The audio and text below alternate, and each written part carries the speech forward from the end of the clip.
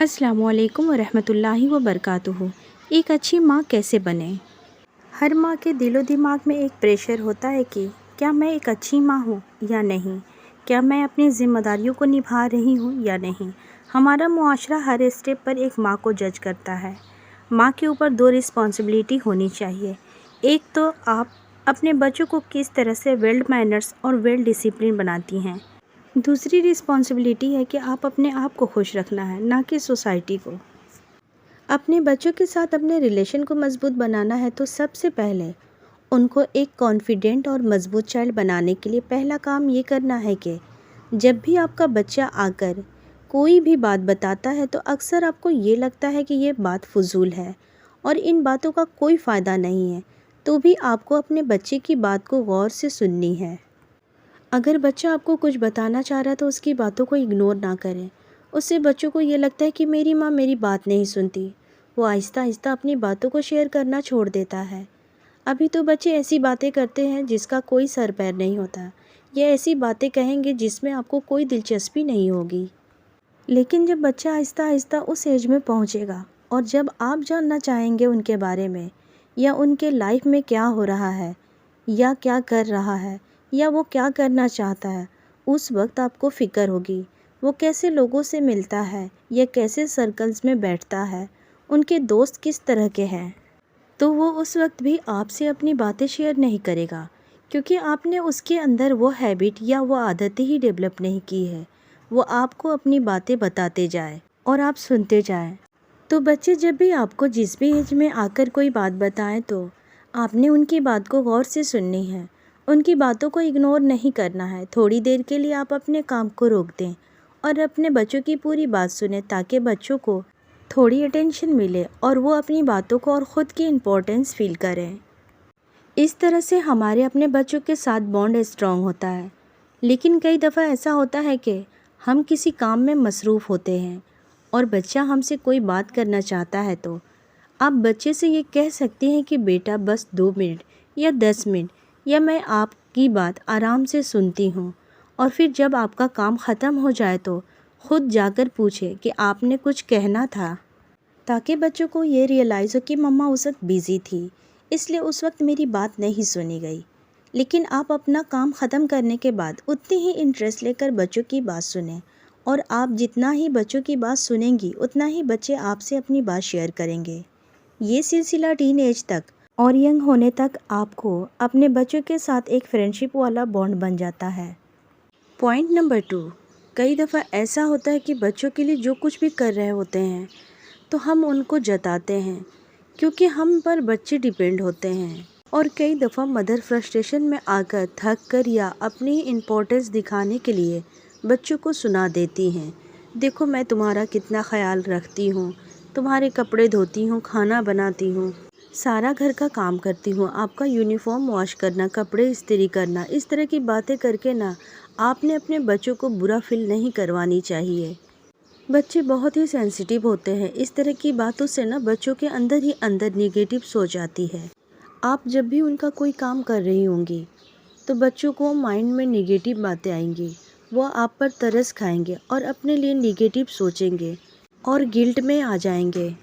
देखो मैं कितना बुरा हूँ या बुरी हूँ, या सेल्फिश हूँ, मेरी वजह से मेरी माँ को कितने काम करने पड़ते हैं, वो परेशान होती है, थक जाती है, और इस तरह से बच्चे इमोशनली वीक हो जाते हैं। और जब हम बच्चों को ये रियलाइज़ कराते हैं, ये उनके माइंड में पक्का हो जाता है कि हमारी माँ हमारे लिए जो भी कर रही है वो आउट ऑफ केयर कर रही है। जब हम प्यार करते हैं तो केयर भी करते हैं और बदले की उम्मीद नहीं रखते हैं।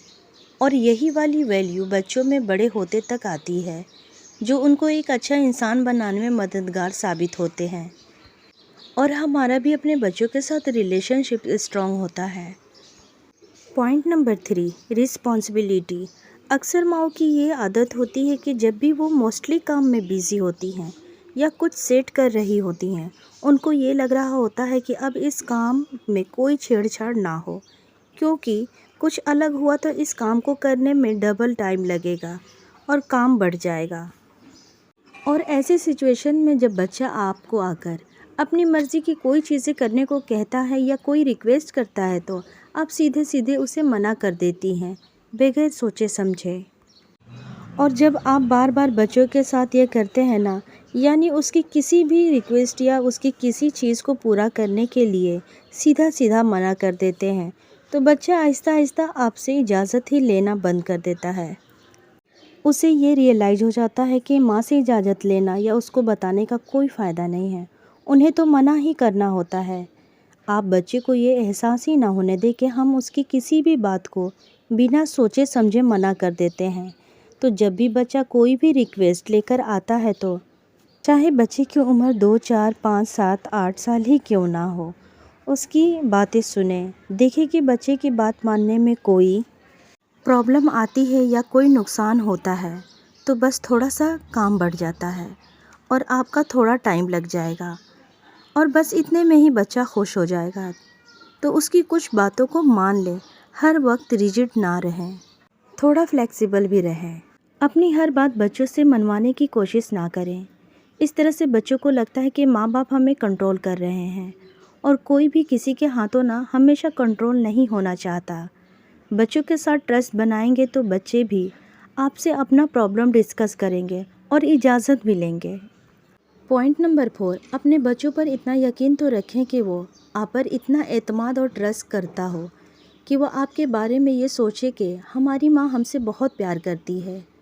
चाहे सिचुएशन कोई भी हो, मेरे नंबर अच्छे आए या बुरे, या कोई और बच्चा मुझसे ज़्यादा ज़हीन या काबिल हो, तो भी मेरी माँ मुझसे कुछ नहीं कहेगी और मुझे प्यार करेगी। यानी एज अ मदर आपका प्यार फ्लैक्चुएट नहीं होना चाहिए, इसमें कमी या ज़्यादती नहीं आनी चाहिए। सिर्फ बच्चों की परफॉर्मेंस और बिहेवियर के बेस पर ऐसा बिल्कुल नहीं होना चाहिए। अगर आपका बच्चा जीनियस है, उसे क्लास में अच्छे मार्क्स आते हैं या किसी और चीज़ में जीनियस है, तो आप उसे ज़्यादा प्यार करेंगी। और अगर सिचुएशन उल्टा, यानी बच्चा फेल हो जाता है या उसके मार्क्स कम आते हैं या कोई काबिलियत नहीं है, तो आपका प्यार भी उससे कम हो जाएगा।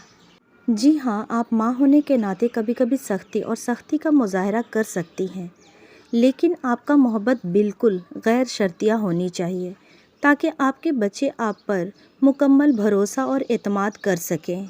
चाहे ज़िंदगी की किसी भी सूरत हाल का सामना करना पड़े, चाहे कोई मेरा साथ दे या ना दे, लेकिन मेरी माँ मुझे ज़रूर सपोर्ट करेगी। पॉइंट नंबर 5, बच्चों को ना हमेशा सेल्फ रिलायंट और इंडिपेंडेंट बनाने की कोशिश करें। जितना हो सके बच्चे अपने काम खुद करें। अक्सर माएँ बच्चों के सारे काम ना खुद कर रही होती हैं, चाहे बच्चे 8, 10, 12, 14 टीन एज क्यों ना हो, उनकी काम ना खुद कर रही होती हैं। उनको एक्स्ट्रा फैसिलिटेट करती हैं, एक्स्ट्रा पैम्परिंग करती हैं। तो बच्चों के लिए ना ओवर पैम्परिंग भी अच्छी नहीं है।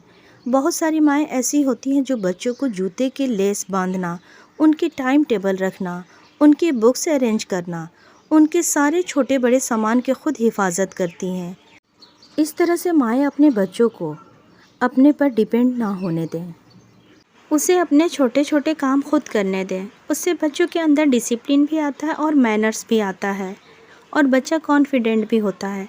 नहीं तो ऐसा होगा कि हर छोटी चीज़ के लिए बच्चा आपको ढूंढेगा, और जब बच्चा बड़ा हो जाता है यानी टीन एज तक, माएँ उनके सारे काम करती हैं।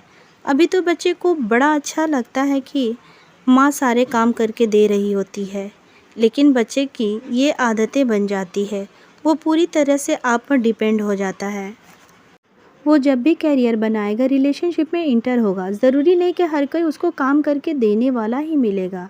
उस वक्त माँ तो बहुत अच्छी बन जाएगी, बच्चों को सारा काम करके देगी, लेकिन बच्चे के मुस्तकबिल के लिए अच्छा नहीं है। बच्चों को ऐसा बनना चाहिए कि जब भी वो घर से बाहर निकले, लोगों की दुनिया को फेस करे, तो उसे चैलेंजेस का सामना करना आता हो। तो बच्चों को ओवर पैम्पर ना करें। अगर आप इसी तरह करते रहें तो आपके बच्चे ना सही गलत का फ़र्क नहीं कर पाएंगे और उनकी विजडम ख़त्म हो जाएगी।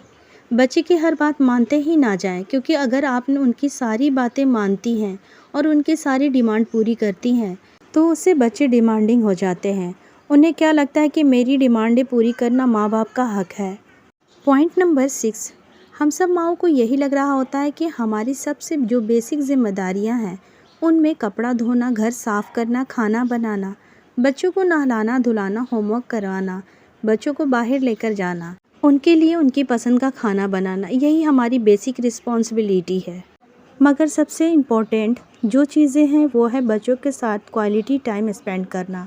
अगर आपके पास ज़्यादा टाइम नहीं है तो दिन में जस्ट 15 से 20 मिनट या आधा घंटा बच्चों के ही साथ स्पेंड कर लें, लेकिन ये टाइम टोटली उनका होना चाहिए।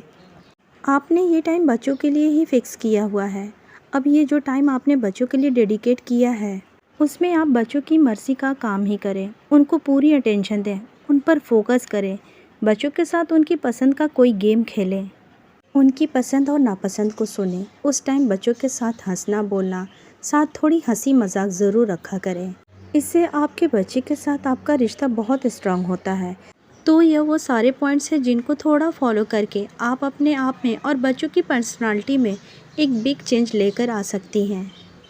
वीडियो अच्छी लगी हो तो वीडियो को लाइक शेयर करें और अपना खूब ख्याल रखें। अल्लाह हाफिज़।